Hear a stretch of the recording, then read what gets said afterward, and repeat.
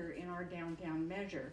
Does it monitor a range of pollutants, or one or two pollutants, or all the pollutants that you regulate?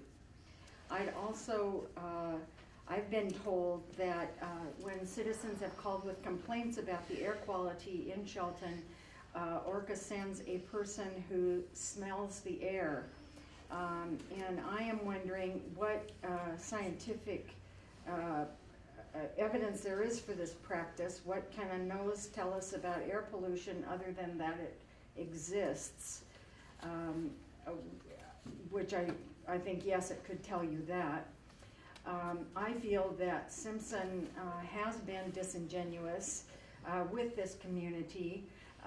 When Adage was still in the picture requesting their permits, they made some announcements about what would and would not happen with the current lumber mill, and there was no separate entity that was going to happen. It was going to be all through Simpson, but I think that that has gone by the wayside with some of the other promises that they made at the time.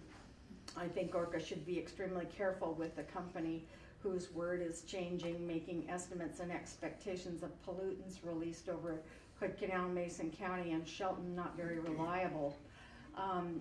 With all due respect, your remarks about the shellfish, Mr. McAfee, the EPA, they did not say that there was no harm to anyone eating the shellfish from those areas. What they said was you would have to eat shellfish every day for a month before you had an adverse effect from it, as I remember. The workers could work there and people could eat them, but if they ate them more than 30 days, they might get too much of the dioxin or the pollutants that are in the mussel. As a longtime resident, a nurse, and a grandmother to children living near the mill, I depend on my governmental agencies to act on behalf of the public, not the industry. Air pollution, as we all know, kills, and it kills the weakest and most vulnerable first. But make no mistake, any amount of air pollution you inhale in the course of your day has a cumulative effect on your health. I know ORCAA does not deal with contamination of soil or water, and yet those are occurring also. Dioxins have fallen from the sky, and I wish that we would not allow any industry to endanger our local, state, or planetary environment.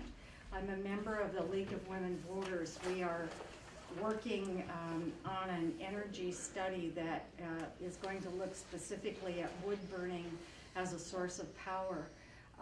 They have not updated their policies for a year, so that study will be done in order for the League of Women Voters to take new positions and work harder to keep the air and the water and the environment in Washington State as healthy as possible, to affect legislation to that end. Thank you.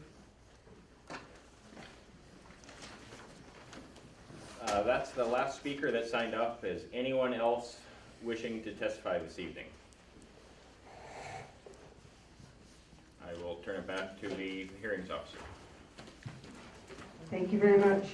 So we've now had all the testimony presented. And let me just go over the last part of the process. So the proposed air operating permit, I'll evaluate the legal and technical merits of each comment received today. Only after all relevant legal and technical issues have been fully addressed will I consider authorizing ORCAA staff to issue the proposed air operating permit. This will be done after careful consideration of comments received and testimony heard at the hearing. The proposed air operating permit, as Mark said, will go to EPA Region 10 for their review and approval. When the final permit will be issued pending EPA's approval, they have to approve the proposed permit. Notice of the final issuance of the air operating permit will be communicated in writing to those persons who signed up on the mailing list and who provided testimony and or written comments. And also the final air operating permit will be posted on ORCAA's website. ORCAA staff will send written responses to comments and questions presented during today's public hearing, and those submitted in writing prior to or at the hearing. And public comment closes tonight at midnight. So if you wanted to email something that you forgot, you can send it to us until midnight tonight. If you have any questions as part of your testimony, staff will address them in writing following the public hearing with all their comments. They will not be answered tonight.